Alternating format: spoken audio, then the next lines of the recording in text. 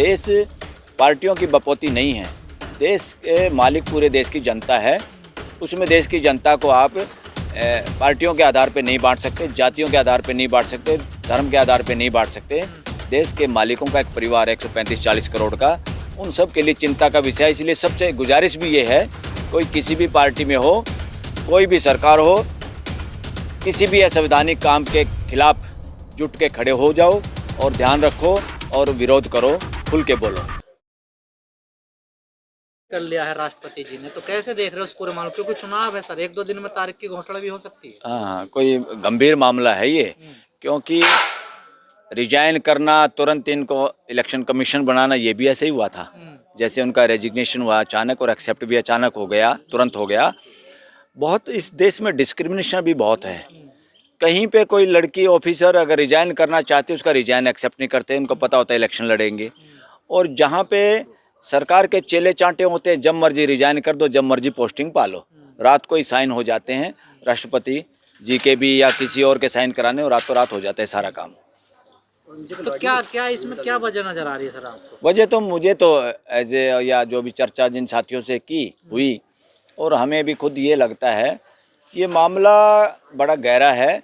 इसमें कोई और लोगों को लाने का इरादा है जो सरकार के ज़्यादा बड़े रबड़ स्टैंप साबित हो पाए।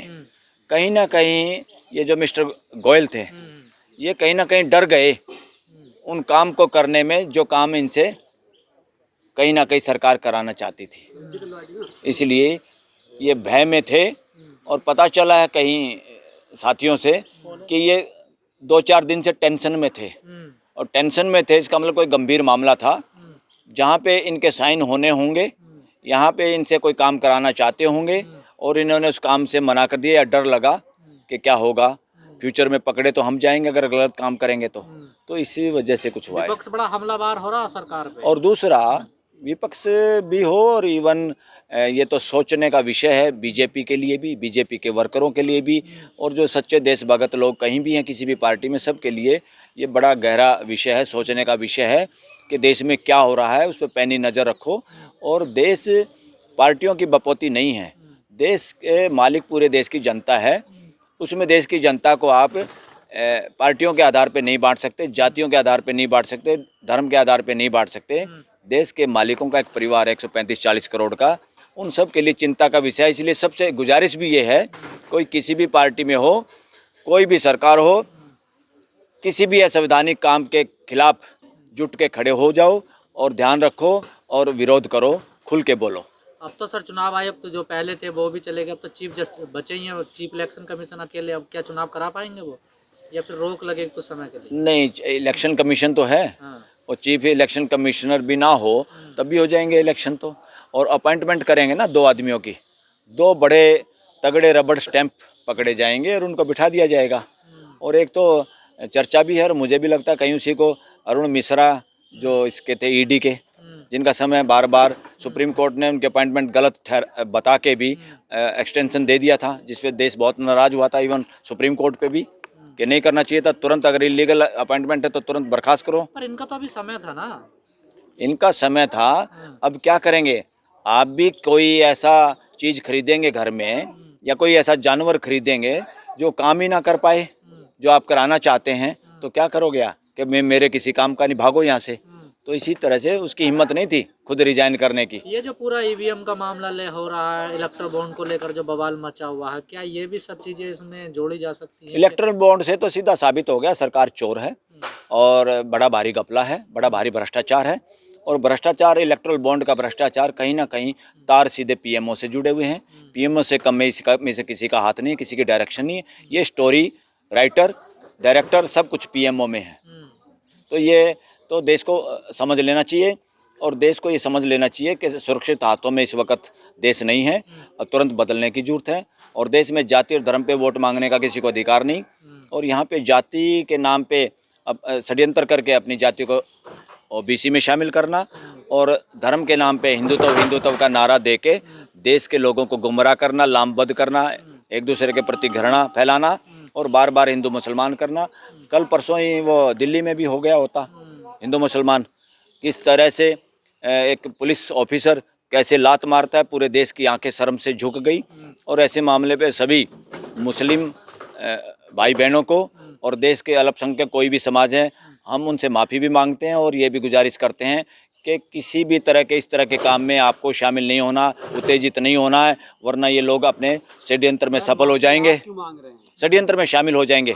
हम इसलिए माफ़ी मांग रहे हैं। हम बहुसंख्यक समाज जिनको कहते हैं उनसे आते हैं, और बहुसंख्यक समाज खुद अपने भाइयों के साथ नहीं खड़ा होगा तो सब पे क्वेश्चन मार्क आएगा। लानत है ऐसे बहुसंख्यक समाज पे, जब हमारे किसी भाई बहन पे, इस देश के किसी भी नागरिक के साथ उसकी इज्जत के आबरू के साथ खिलवाड़ होता है।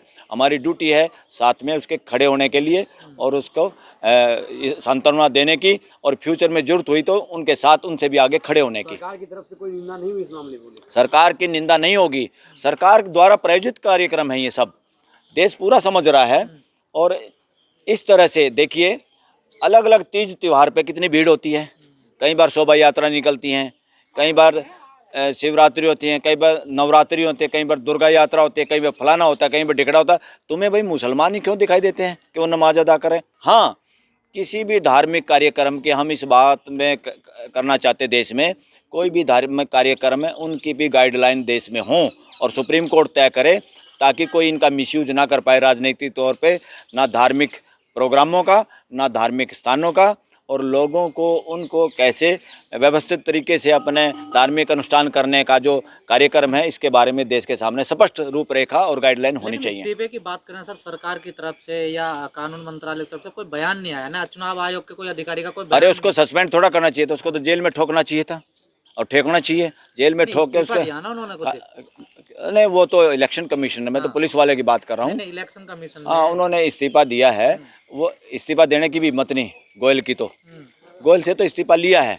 जब गोयल कोई काम नहीं करने वाला था तो गोयल से कहा इस्तीफा दो फटाफट, और गोयल ने इस्तीफा दिया और तुरंत स्वीकार हो गया। गोयल कोई काम बयान क्यों नहीं आया फिर किसका? चुनाव आयोग की तरफ से या फिर सरकार की तरफ से कोई बोल ही नहीं रहा है? चोरी चकारी में कहाँ बयान होता है? चोरी चकारी में चुप, अरे एक चुप सौ को हराए, एक चुप सौ को हराए। मणिपुर में घटना होती है, प्राइम मिनिस्टर बोलता है क्या? खिलाड़ी के मुंह पे जूते रखती है पुलिस, प्राइम मिनिस्टर बोलता है क्या? कहीं पे कुछ भी होता है, प्राइम मिनिस्टर बोलता है क्या? तो बताइए कैसे अरे प्राइम मिनिस्टर को किसने ये दे दिया ताकत, या किसने कह दिया कि पूरा देश मेरा परिवार है? नहीं है परिवार, प्राइम मिनिस्टर का परिवार नहीं है ये देश। प्राइम मिनिस्टर का परिवार होता तो मणिपुर में बहन बेटियों की इज्जत के साथ खिलवाड़ नहीं होता। प्राइम मिनिस्टर का ये परिवार होता तो गरीब गुरबा की बेटी को जला के बिना माँ बाप की सलाह के रात को फूका नहीं जाता। गरीब का प्राइम मिनिस्टर का परिवार होता, देश की खिलाड़ियों के साथ इतनी बदतमीजी करने वाले सांड खुले नहीं घूमते। और प्राइम मिनिस्टर का ये परिवार होता, किसानों पे को रौंदने वाले, थार गाड़ी से रौंदने वाले एमपी और उसके बेटे, उनको टिकट नहीं मिलता दोबारा। ये परिवार नहीं है। ये लोग बहुत एक तरह से देश अब इनको समझ गया, ये परिवार से कोई मतलब नहीं। परिवार पूरा देश होता तो 2002 में फौज को गुजरात दंगों में घुसने से मना नहीं किया जाता, और मुसलमान करके छोटे छोटे बच्चों को, बहन बेटियों के साथ रेप नहीं किया जाता। परिवार होता तो ये वही मॉडल, नफरत का मॉडल, हत्याओं का मॉडल, ठगी का मॉडल, बेईमानी का मॉडल, गोपनीयता का मॉडल, ये सारा का सारा है गुजरात मॉडल, जिसको देश में लागू करने की भरसक प्रयास हो रहे हैं।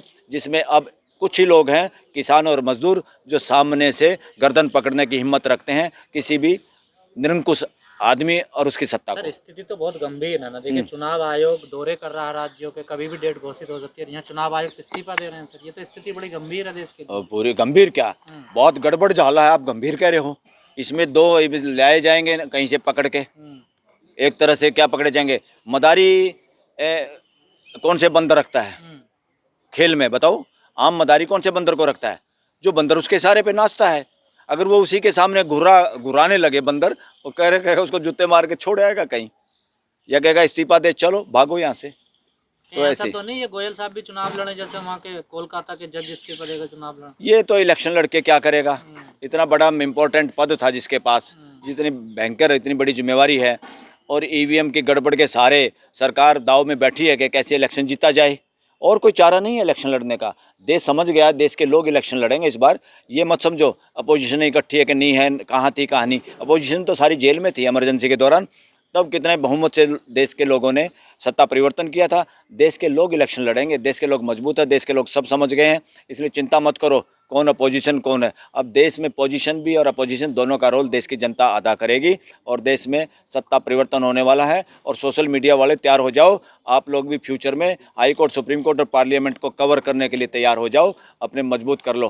चलो ठीक।